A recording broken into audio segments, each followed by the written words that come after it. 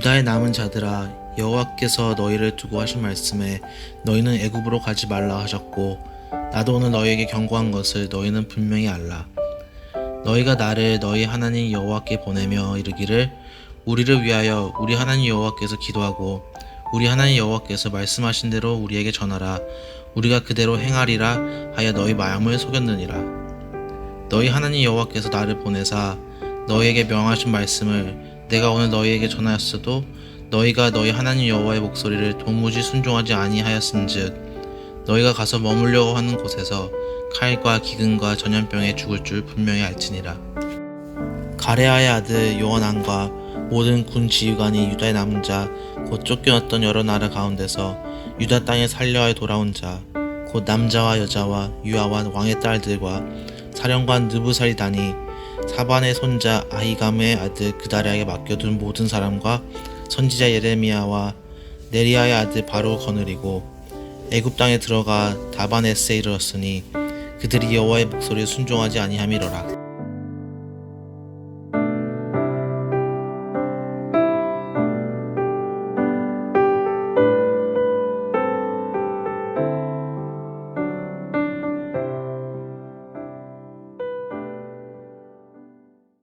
오늘 우리 상철 집사님 읽어주신 그 말씀으로 오늘 제목이 뭐냐면 놈놈놈 미스바 활극이라는 제목으로 함께 말씀을 나누겠습니다. 여러분, 활극이라는 말이 있어요. 활극. 흔히 이제 서부극이라고도 부르고 서부 활극이라고도 부르고 웨스턴 영화라고 하는 그게 하나의 장르입니다. 장르. 우리가 이제 머릿속으로 쉽게 생각하려면 황야의 무법자, 많이 너무 옛날 영화예요. 황야의 무법자를 생각하면 그게 활극이구나 이렇게 생각하면 돼요. 그 옛날에 이제 미국에서 서부 개척 시대 때, 서부 이제 아무것도 없죠. 이제 점점 그리 가는 거예요. 서부 개척 시대 때에 그곳은 이제 도덕도 미치지가 못하고 법도 미치지 못하는 곳이잖아요. 그것으로 이제 무법자들이, 데스페라도들이 막 몰려갑니다. 이익을 따라서 뭔가 벌어먹을 게 없을까, 총 하나 딱 들고 이제 들어가는 겁니다. 아무것도 없는 곳에 이렇게 술집 하나가 덜렁 있어요. 거기 들어가서 이제 술 딱 마시고 있는데 그때 이제 눈만 마주치면 옛날에 그 우리 중고등학생들이 그러잖아요. 눈 딱 마주치면 모를 거라 이렇게 얘기하면서 눈 깔으라고 했던 것처럼, 그래서 눈만 마주치면 바깥으로 나가요, 사람들이.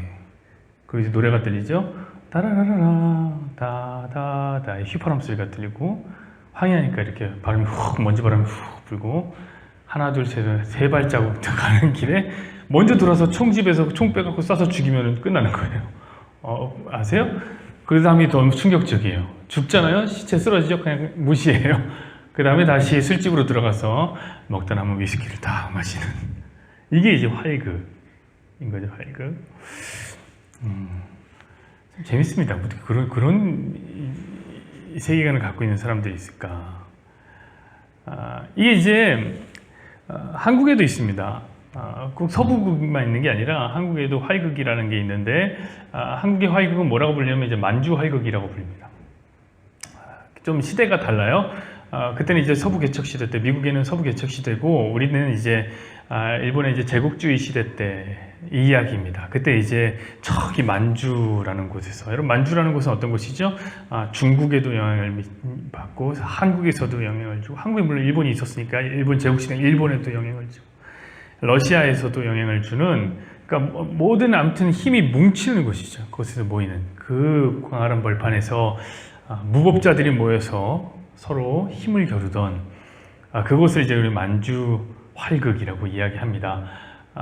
그 유명한 김지훈 감독이 썼던 놈놈놈이라는 것과 뭐 다찌마와리 이런 게 이제 만주 활극의 이야기죠. 저는 그 중에서 이제 놈놈놈이라는 영화를 굉장히 재밌게 봤는데, 좋은 놈, 나쁜 놈, 이상한 놈의 준말이죠. 놈놈놈이라는 게 재밌습니다. 이 좋은 놈, 엄청난 캐스팅, 정우성, 이병헌, 그 다음에 송강호. 지금 같으면 상상할 수 없는 엄청난 캐스팅. 연기 당연히 잘하죠. 다른 연기 잘하는 사람들이.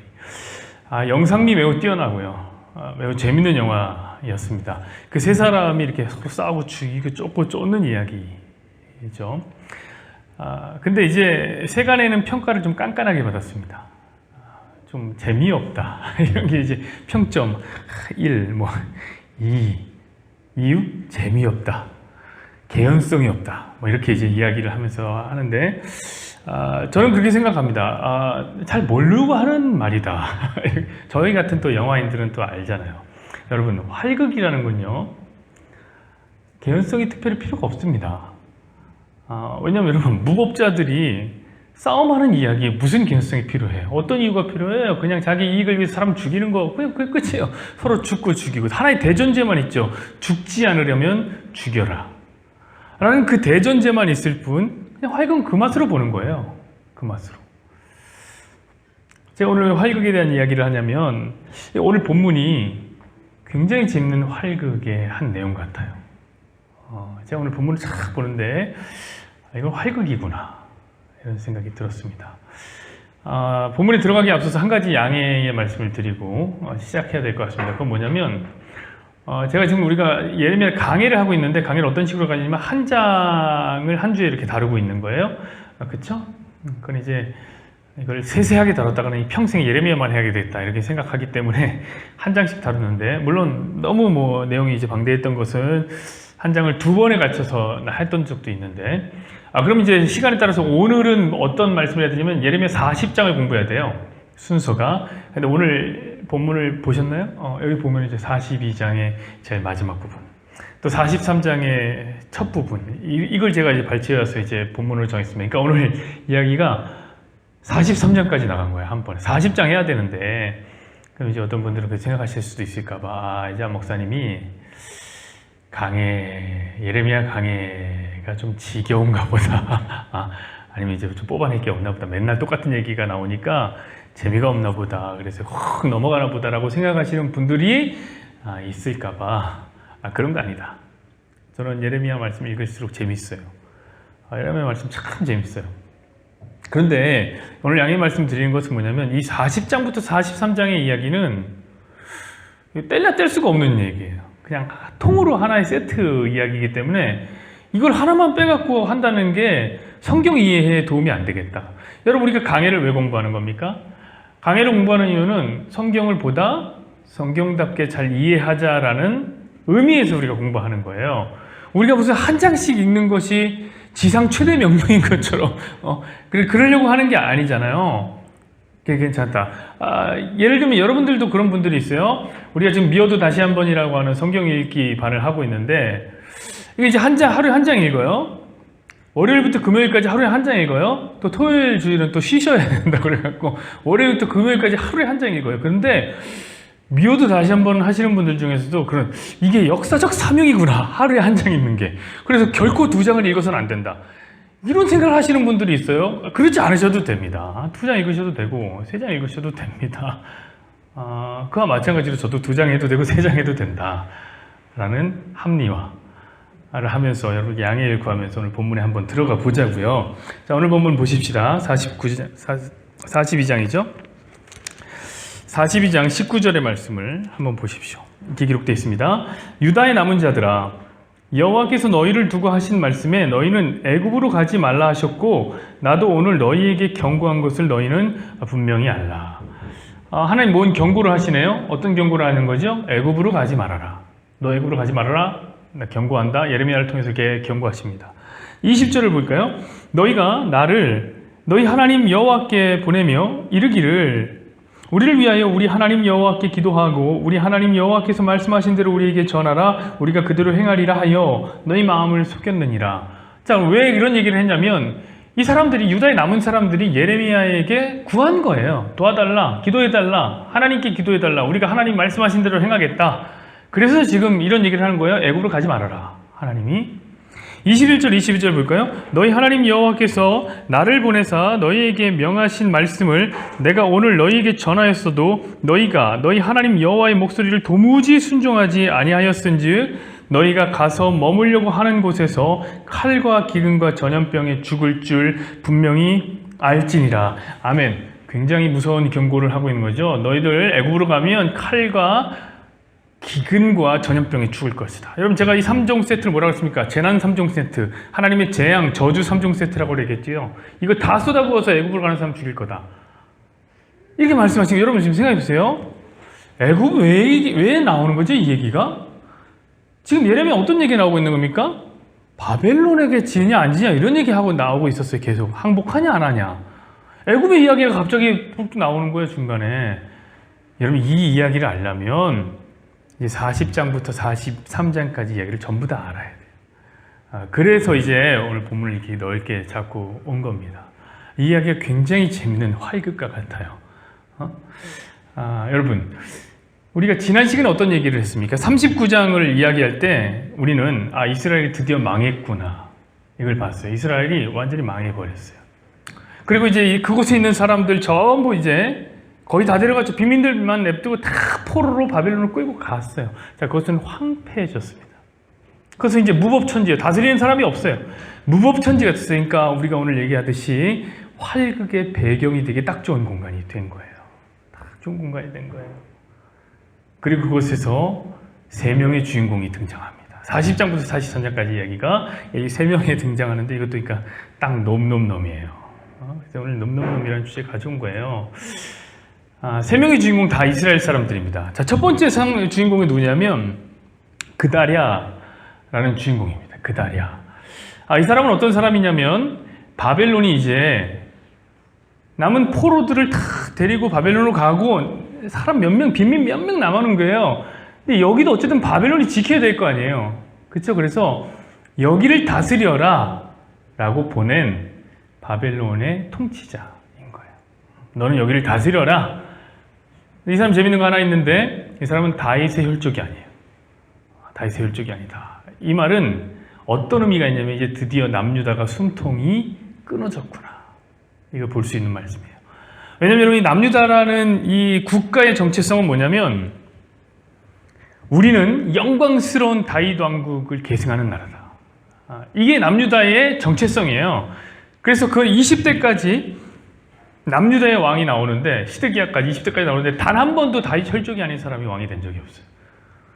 그럼 뭐 나라가 평탄했기 때문이냐? 그렇지 않습니다. 그 와중에 두 번의 반역이 있었습니다. 두 번의 반란이 모두 성공했어요. 그럼 여러분 왕이 한번 바뀔 뻔 하잖아요. 왕조가 바뀔 법 하잖아요. 안 바뀌어요. 반역을 해도 다윗 혈족이 딱 왕을 시킨단 말이에요. 그러니까 그만큼 그들의 정체성은 우리는 다윗의 자손, 다윗의 왕국의 계승자 이렇게 생각했던 사람들인 거죠. 근데 오늘 그 통치자로 누굴 보내냐? 다윗 혈족이 아닌 그다랴로 보내는 거죠. 이건 이제 남유다의 남은 이제 산소호흡기를 툭 뗀 거예요. 남유다는 이제 끝나버렸습니다. 자, 바벨론은 그렇게 남유다를 무너뜨리고 그다랴라고 하는 사람을 통치자로 세우는데 어디에 보내느냐? 미스바라는 지역에 보낸단 말이에요. 여러분, 원래 남유다의 수도는 어디입니까? 원래 남유다의 수도는 예루살렘이에요. 근데 미스바로 보냈다. 뭐 하는 거죠? 수도도 완전히 바꿔버린 거예요. 너희들 이제 예루살렘 수도 못 써. 미스바에서 통치를 받아. 자, 그러자 사람들이 몰려듭니다. 미스바로 몰려들어요. 왜요? 그 지금 사람들 어떤 사람들이 빈민들, 가진 게 없는 사람들이 거기 남아 있었는데 통치자가 왔다고 하니까 우리 좀 도와달라고 그걸로 막 사람들이 몰려든 거예요. 몰려든 거예요. 그런데 이 그다랴라고 하는 사람의 충성심이 대단합니다. 대단해요. 그 빈민들을 앞에 두고 이제 빈민들의 왕이 됐는데 그 빈민들을 앞에 두고 그다랴라는 사람이 하는 말이 뭐냐면 자, 우리 40장 말씀을 한번 볼까요? 40장 9절의 말씀입니다. 이렇게 써 있습니다. 사반의 손자 아이감의 아들 그다랴가 그들과 그들의 사람들에게 맹세하며 이르되 너희는 갈대아 사람을 섬기기를 두려워하지 말고 이 땅에 살면서 바벨론의 왕을 섬기라. 그러면 너희가 유익하리라. 자, 지금 어떤 얘기를 하는 거죠? 바벨론을 섬겨라. 너 바벨론을 섬기는 거 두려워하지, 갈대아인 섬기는 거 두려워하지 마라. 그 왕을 섬기면 너에게 유익하리라. 이런 메시지를 던지고 있는 거죠. 왜 그럴까요? 이 뻔하죠. 바벨론이 그 사람을 세웠기 때문에 그렇게 한 거예요. 그 사람은 친바벨론파예요. 친바벨론파. 여러분 오해하면 안 되는 게 있어요. 이런 거 보면서 항상 오해하는 사람들이 있는데 뭘 오해하냐면 이 메시지가 어떤 메시지죠? 바벨론에게 항복하고 바벨론을 섬기고 바벨론을 섬기면 너희가 유익하리라 라고 했던 메시지가 누구의 메시지입니까? 우리 머릿속에 있어야 되는데 예레미야의 메시지. 이거 지금 계속 예레미야가 바벨론에게 항복해라 이거 계속 얘기한 거예요.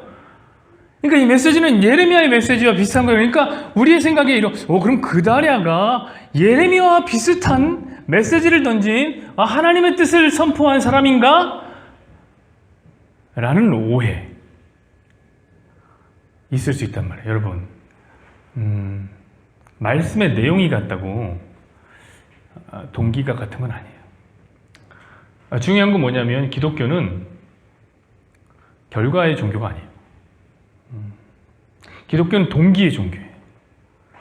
기독교는 행동을 보는 게 아니라 그 마음의 동기를 보는 거예요. 왜냐하면 우리 하나님은 중심을 보실 수 있는 분이기 때문에 그래요. 여러분, 우리는 마음을 못 봐요. 누구의 마음이 어떤지 몰라요. 그래서 그 사람 하는 행동 통해서 우리는 그 사람에게 봅니다. 근데 우리 하나님 그럴 필요가 없어요. 왜냐하면 우리 마음을 지켜보십니다. 그래서 중심을 보시고 동기를 보세요. 자, 그래서 기독교에만 있을 수 있는 그것이 있죠. 그건 어떤 거냐면 이런 거. 좋은 일을 하는 나쁜 놈. 이런 게 기독교에서 있을 수 있어요. 좋은 일만 하는 악인. 여러분, 세상은 그런 거 없거든요. 평생 살면서 좋은 일 하면 그 사람 좋은 사람이라고요. 근데 기독교적인 세계관을 보면 아니에요. 그 사람 평생 좋은 일을 했지만 그 사람의 동기 때문에 악할 수 있단 말이에요. 이해가 되십니까? 문제는 여기서 발생하는데 선과 악이라는 게 어떻게 나눠지느냐 때문에 그런데 우리 UBS를 이번 주에 하신 분들은 알겠지만 여러분, 선이 뭡니까? 계속 도전하는 거예요. 선은 뭡니까? 어떤 특별한 행위들에 있습니까? 그런 거 아니라고 그랬죠? 선은 오직 하나님을 선이라고 해요. 하나님. 그럼 악은 뭡니까? 하나님 아닌 편들이에요. 그게 우리 계속 빛과 어둠처럼 어둠이라는 게 따로 존재하는 게 아니라고 그랬죠. 빛이 없는 상태를 어둠이라고 했던 것처럼 하나님 없는 상태를 우리는 어둠이라고 합니다. 자, 그래서 성경에서는 이렇게 얘기하는 거예요. 하나님을 마음에 두지 않는 세상 사람들은 결코 선을 행할 수 없다. 아니, 선 왜 못 행해요? 우리보다 더 착하게 사는 사람들 얼마나 많아요. 그러나 그럴 수 없다 라고 얘기하는 거예요. 왜? 그들의 마음의 동기가 하나님이라는 선을 통과하지 않기 때문에. 예수님이 이렇게 말씀하셨어요. 예수님은 네가 나보고 선한 분이라고 그러는데 어찌하여 나를 선한 분이라고 말하느냐. 선한 분은 오직 하나님 한 분밖에 있는 것을 알지 못하느냐. 하나님만이 선한데 그 하나님을 통과하지 않고 나오는 모든 행위는 악할 수밖에 없다는 거라는 거예요. 자, 오늘 그다랴의 행위를 보십시오. 그다랴는 이렇게 얘기했어요. 바벨론에게 항복해라. 이건 분명히 하나님의 메시지입니다. 하나님 그렇게 하라고 그랬어요. 그러나 그가 왜 그랬냐 이거죠. 그가 하나님 때문에 했냐?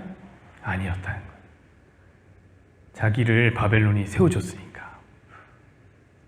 자기 영광을 지키기 위해서 그랬던 거죠. 그러니까 말로는 하나님의 뜻을 전하고 있으면서도 하나님의 마음을 대변했던 것은 아닌 이상한 사람.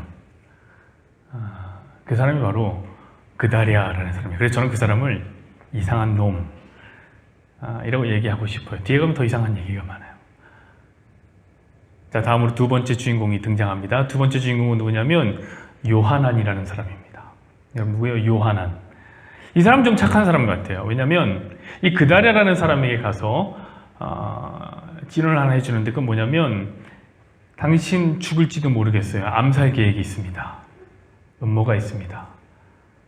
암몬 왕이 당신 죽이려고 이스마엘이라는 사람을 보냈습니다. 당신 그 사람 조심하십시오. 내가 가서 죽여줄까요? 이렇게 얘기합니다. 근데 진짜 사실이었어요. 암몬 왕이 이스마엘을 보내서 죽이려고 진짜 죽습니다. 나중에. 근데 이 그다랴라는 사람이 얼마나 이상한 사람인지 거기에 관심법을 대동해요. 뭐 관심법을 대동해서 아니야, 너는 거짓말을 하고 있어. 어떻게 알아? 자기가 어떻게 하는지 모르겠는데 그거는 거짓말이야. 너는 거짓말을 하고 있어. 그리고 쫓아내버린단 말이야, 요하난. 그래서 어떻게 하면 이 사람 죽어요. 자, 41장 2절을 볼까요? 2절. 느다냐의 아들 이스마엘과 그와 함께 있던 10사람이 일어나서 바벨론의 왕의 이 땅을 위임했던 사반의 손자 아이감의 아들 그다랴를 칼로 쳐 죽였고. 이거 진짜 슬픈 일 아닙니까? 여러분, 그래도 한 나라의 총독이에요. 총독. 군대가 있단 말이에요. 근데 10사람한테 죽어요. 10사람. 매우 슬프죠. 자, 이제 세 번째 사람이 등장하는 거예요. 어떤 사람입니까? 바로 이 이스마엘이라는 사람. 이 사람은 이제 친암몬파입니다. 암몬파. 그럼 여러분, 암몬 사람이 왜 이스마엘 죽이려고, 아니, 그다라를 죽이려고 이스마엘 보낸 걸까요? 지금 이게 어떤 상황인지를 보셔야 되는데, 남유다라는 지역은 지금 무법지천지예요. 여기 지금 지킨 사람이 없다고요. 다 망하고 다 나가고 빈 땅만 있고 몇몇 빈민만 있어요. 그러니까 암몬 왕이 거기에 영향력을 과시하고 싶었던 거죠. 그래서 이스마엘 보내서 죽이는 겁니다. 죽이는 거예요. 여러분, 근데 이 이스마엘이라는 사람 진짜 나쁜 놈이에요. 진짜 기회주의자, 매국노. 돈을 위해서라면 무슨 짓이든 다 할 수 있는 사람. 그러면 그냥 시키는 그다라만 죽이면 되잖아요. 근데 뒤에 내용을 보면은 엄청 이상한 얘기 나오는데, 어떤 얘기 나오냐면 그 와중에도, 나라가 팔린 와중에도 하나님을 예배하고 싶어서 예배하러 올라오는 자들이 있었습니다. 이 사람들은 한 80명의 사람들이 가슴을 찢으면서, 옷을 찢으면서, 어찌하여 우리나라에 이런 일이 있을 수 있느냐, 통곡하면서 하나님 앞에 나오고 있는 사람도 있죠. 근데 그 사람에게 쫓아가서 이스마엘이 어떻게 하냐면 다 죽여버립니다. 그리고 땅에 묻어요. 이유가 없어요, 여러분. 그냥 나쁜 놈이에요, 이놈은. 나쁜 놈. 다 죽인 건 아닙니다. 그 중에 10명을 살려주는데, 왜 10명을 살려주냐면 10명이 죽기 전에 그러면, 나 돈 많아요. 돈 줄게요. 돈 줄게니까 나 그랬더니 살려줬어요. 그러니까 이 사람은 돈을 위해서 뭐든지 하고, 권력을 위해서 뭐든지 하는 사람인 거예요. 진짜 나쁜 놈이죠. 그래서 저는 이 사람을 나쁜 놈이라고 부르고 싶어요. 그리고 이제 이 나쁜 놈이 그 남유다에 남아있었던 남은 유다 사람들을 데리고 포로 삼아서 암몬으로 가고 있는 그때에, 나쁜 놈이 성행할 때 누가 일어납니까? 좋은 놈이 나타나는 거죠. 그 놈이 누구야? 아까 얘기했던 요하난이라는 사람이 그 소식을 듣습니다. 야, 내가 분명히 이스마엘 조심하라고 그랬는데, 야, 그다리가 죽었구나, 결국에. 그래서 어떻게 합니까? 이 사람이 군대를 데리고 이 남은 유대인들, 포로로 암몬으로 잡혀가는 유대인들 구하려고 막 추적합니다. 추적하다가 결국에 이스마엘과 맞닿게 됩니다. 자, 깜짝 놀랐게 이스마엘이 갑자기 요하난이 찾아오니까, 그럼 싸워야 되는데, 원래 이스마엘 같이 이런 나쁜 놈, 암살자 이런 놈들은 약자한테 강하고 강자한테 약해요. 강한 군대를 보고 냅다 도망갑니다. 암몬으로 도망갑니다. 싸우지도 않고 요하난이라는 사람이 남은 유다의 사람들을 다 구하게 된 거예요. 진짜 착한 사람이잖아요. 그리고 이제 그 사람들과 함께 다시 돌아오는 길에 누구를 찾아가냐면 예레미야 선지자를 찾아가는 거예요. 자, 여기서 우리 오늘 본문과 만나는 거죠. 그리고 예레미야 선지자에게 구하는 거예요. 아니, 우리가 고작 요거 남았는데 다 바벨론에 가고 여기 온 사람 또 이스마엘에게 다 죽고 고작 요거 남았는데 우리 어떻게 해야 됩니까? 당신의 하나님에게 좀 물어봐 주십시오. 그 얘기가 오늘 42장 1, 2, 3절에 나옵니다. 한번 보실까요? 이에 모든 군대의 지휘관과 가랴의 아들 요하난과 호사야의 아들 여사냐와 백성의 낮은 자로부터 높은 자까지 다 나와 선지자 예레미야에게 이르되, 당신은 우리의 탄원을 듣고 이 남아있는 모든 자를 위하여 당신의 하나님 여호와께 기도해 주소서. 당신이 보는 바와 같이 우리는 많은 사람 중에 남은 적은 무리이니 당신의 하나님 여호와께서 우리가 마땅히 갈 길과 할 일을 보이시기를 원하나이다. 이렇게 묻는 거죠. 오늘 우리가 처음에 읽었잖아요. 너의 기도 내가 응답하는 건데 애굽으로 가지 마라. 이게 바로 이 기도였던 거예요. 이 기도, 요구. 괜찮은 사람 같습니다, 요하난이. 사람도 구해주고, 그렇죠? 그 다음에 하나님께 묻기도 하고 괜찮은 사람 같습니다. 그래서 이제 놈이 이제 완성되는 거예요. 처음에 어떤 놈이 있었습니까? 이상한 놈이 있었죠. 그다랴라고 하는 이상한 놈. 얼떨결에 왕이 돼갖고 왕이 죽을 겁니다라고 하는 경고도 무시하고 있다가 그냥 10명의 사람에게 의해서 그냥 너무 어이없이 죽어버린 인물. 이 사람 얼마나 이상한지. 그래도 한 나라에 총독이 죽었는데 이틀 동안 아무도 몰라요, 그가 죽었는지. 성경에 보니까 매우 불쌍한 사람이. 그리고 나오는 이제 나쁜 놈 이스마엘. 이 사람 돈이면 뭐든지 다 하는 사람 다 죽일 수 있는 사람 목숨을 파리 목숨처럼 여기는 사람. 이 사람은 친암몬파죠. 암몬파. 그 사람 등장합니다. 그리고 세 번째 나오는 게 요하난이라는 사람. 이 사람은 경고도 해주고 너 죽을 거야, 살아야지, 경고해주고 잡혀가는 포로들 다 구원해주고 오면서 하나님께 또 기도도 하는 굉장히 좋은 사람으로 등장하는 거죠. 이 놈놈놈이 완성. 이 세 사람이 오늘 쫓고 죽고 죽이는 그런 이야기가 어디에서 펼쳐지는 거예요? 바로 미스바라는 땅에서 펼쳐지는 거예요. 그래서 제가 오늘 제목을 미스바 활극이라고 지었던 것입니다. 여러분, 그게 결론이 어떻게 날까요? 자, 이제 좋은 놈이 그 땅을 차지하게 되었습니다. 그리고 남아있는 백성들이 있어요. 하나님께서 애굽으로 가지 말라고 그랬으니 이 좋은 놈이 차지하고 있는 그 유대 땅이 그래도 좀 평안하더라. 그 남아있는 사람들과 행복했더라. 이렇게 해피엔딩으로 끝나면 참 좋은데 그렇게 끝날 리가 없죠. 우리 오늘 마지막 본문인 43장 볼까요? 43장 5절에서 7절 말씀을 보십시다. 이렇게 기록되어 있어요. 가레아의 아들 요하난 나오죠? 모든 군 지휘관이 유다의 남은 자, 곧 쫓겨났던 여러 가운데서 유다 땅에 살려하여 돌아온 자, 곧 남자와 여자와 유아와 왕의 딸들과 사령관 느부사라단이 사반의 손자 아이감의 아들 그다리아에게 맡겨둔 모든 사람과 선지자 예레미야와 네리야의 아들 바룩을 거느리고 어디로 갑니까? 애굽 땅에 들어가 다바네스에 이르렀으니 그들이 여호와의 목소리를 순종하지 아니하미로라. 여러분, 결론은 뭡니까? 그들이 애굽 땅으로 들어갔더라. 그리고 끝. 여러분, 분명히 하나님께서 얘기하셨습니다. 너희는 애굽 땅으로 가지 마라. 왜 얘기했습니까? 그거를 그들이 기도로 부탁했어요. 하나님은 어떤 생각을 갖고 있습니까? 하나님이 생각하시는 대로 우리가 하겠습니다. 본인들이 기도 요청을 한 거예요. 그래서 애굽으로 가지 마라 얘기했는데 그들은 애굽으로 갑니다. 왜 그럴까요, 여러분? 이유는 너무나 간단해요.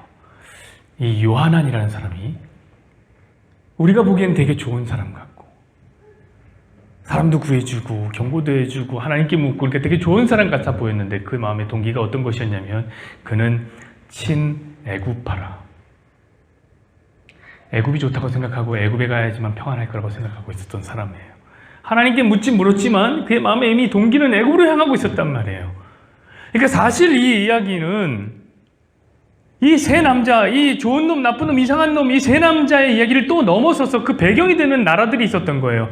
자, 한 망국, 남유다라는 망국을 중심으로 여기는 이제 무법천지가 됐어요. 여기를 중심으로 바벨론이라고 하는 나라가 또 암몬이라고 하는 나라가 또 애굽이라는 나라가 자신의 영향력을 과시하려고 하는 그 과시의 장으로 이곳을 삼았던 거예요. 그래서 그 데스페라도 그 무법자들인 세 사람을 보내서 자기 일들을 하게 했던 거예요. 사람 죽이고 포로로 잡아가는 그런 일들을 하게 했던 거죠. 말 그대로 여기에는 하나님도 없고 여러분 이 얘기 무슨 하나님이 있어요. 40장부터 43장까지 무슨 하나님이 있어요. 요하난이 하나님께 물었다고 이게 하나님이 있는 겁니까? 여기 신앙도 없어요. 자기 일에 따라 사람 죽이고 사람 팔고 이 이야기가 전부예요. 아무런 스토리가 없는 그냥 사람 죽이는 이야기만 있는 활극. 이게 미스바 활극입니다. 저는 여러분 하필이 미스바라고 하는 곳에서 이 활극이 일어났다는 사실이 참 슬프더라고요. 여러분 이 미스바라고 하는 땅이 어떤 땅입니까? 그 옛날 사무엘상 7장에 나오는 사무엘이 사사로 있을 때에 그때도 똑같이 나라의 위기가 찾아옵니다. 블레셋이라는 나라가 쳐들어와서 죽게 되었습니다. 그때 사람들이 어떻게 하냐면 이 요하난이 하나님 앞에 구했던 것처럼 예레미야에게 구했던 것처럼 사람들이 그 당시 사사인 사무엘에게 구합니다. 아니 지금 블레셋이 우리 찾아오고 다 죽었습니다.